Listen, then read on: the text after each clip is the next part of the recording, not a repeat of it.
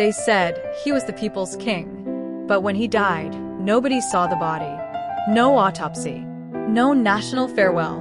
Just silence and questions that still haunt Rwanda to this day. He was young. He was powerful. He was royalty. He was a symbol of peace, until peace threatened the empire of his enemies. This is the story of King Mutara III Rudahigwa, the king they couldn't control, the monarch they couldn't manipulate, the African lion they couldn't kill. But if that's true, then who did? In the heart of Africa, long before skyscrapers kissed the Kigali sky and motorbikes roared through Rwanda's hills, there stood a kingdom so dignified, so ancient, it made European monarchies look like infants. Rwanda, the land of 1,000 hills ruled by kings with 1,000-year legacies. But in the 20th century, one king stood taller than them all. He was the first to hold a pen in one hand and power in the other. He was not just a king. He was a dreamer, a warrior, a believer in African dignity. His name, Mutara III Rudahigwa. Born in 1911, the son of King Yuhi V. Muzinga, heir to a throne built on tradition, diplomacy, and divine lineage. But fate had bigger plans. Rwanda at the time was not free. Though the flag waved, it was under the boots of Belgian colonizers, masked as protectors, disguised as missionaries, holding the Bible in one hand and a whip in the other. Young Rudahigwa? He watched, he listened, and he learned. He saw how colonial rule tore apart his kingdom, how the Belgians sowed division between Hutu and Tutsi, how the church became a political weapon, how his own father, King Muzinga, refused to convert to Christianity and was dethroned in 1931 for standing too tall. That was the first warning. But instead of resisting, Rudahigwa chose strategy. He accepted the crown but not the chains. He became King Mutara III, a Christian monarch, the first Catholic king of Rwanda. And to the colonizers, that seemed like a victory. But they were wrong. They didn't know he had a plan. Mutara wasn't just fluent in European diplomacy, he mastered it. He wore the suits. He shook the hands. He took the photographs. But beneath the royal garments beat the heart of a revolutionary. He gave land to the poor. He restructured education. He fought injustice from within the very system designed to suppress him. He spoke of dignity, of unity, of a Rwanda where people weren't divided by ethnicity, but united by blood, history, and identity. He was not a tribal king. He was a national king. And then he did the unthinkable. He walked into the office of the Belgian Resident General in 1956, looked him dead in the eye, and demanded independence. Yes, Rwanda. Independent. No more puppets. No more colonial shadows. It sent shockwaves through the colonial administration. Who was this African king with the audacity to dream, to demand, to think Rwanda could govern itself? But the people loved him. They adored him. He wasn't just a king, he was a father. He built schools. He championed health. He opposed ethnic discrimination. When the Belgians tried to label Rwandans by ethnicity, he resisted. When they tried to divide the church and the state, he mediated.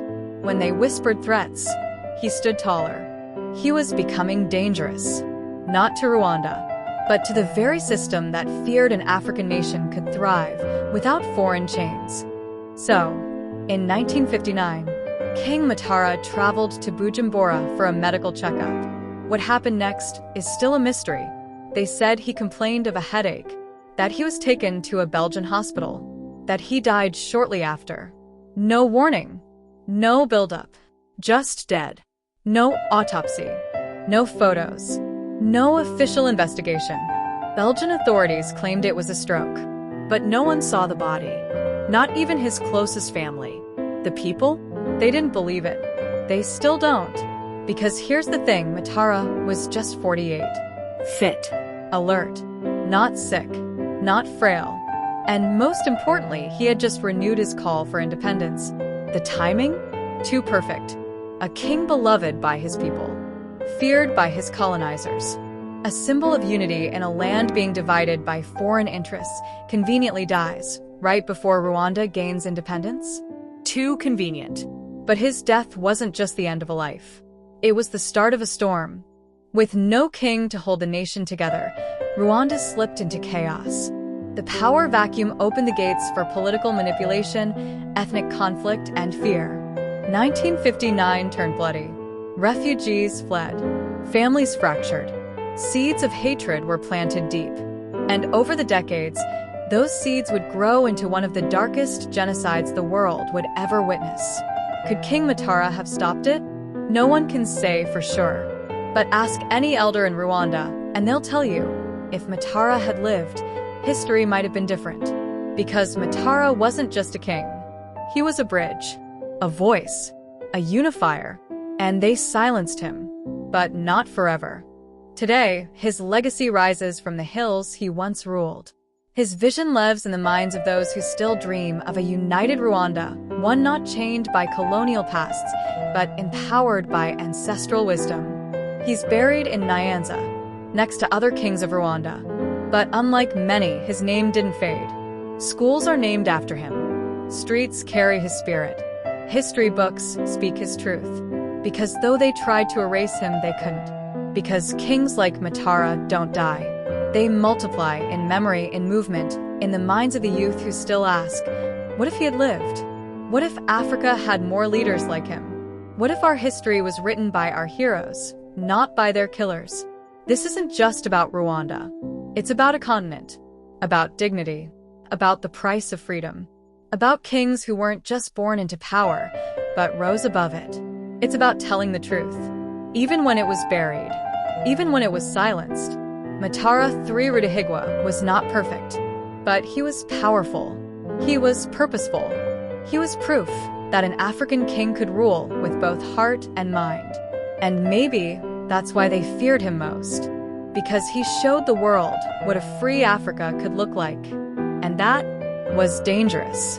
So, what do you think? Was it natural? Or was it murder? Was it coincidence? Or was it conspiracy? Drop your thoughts in the comments. Let the world know Rwanda remembers. Let history know we won't forget. Comment RIP King Mutara if you believe heroes deserve to be remembered. Like this video if you believe Africa's true stories must be told. Share this with someone who still thinks Africa had no kings. Subscribe to Continent Pulse for more untold legends that history tried to bury. Because here, we don't just tell stories. We wake them up.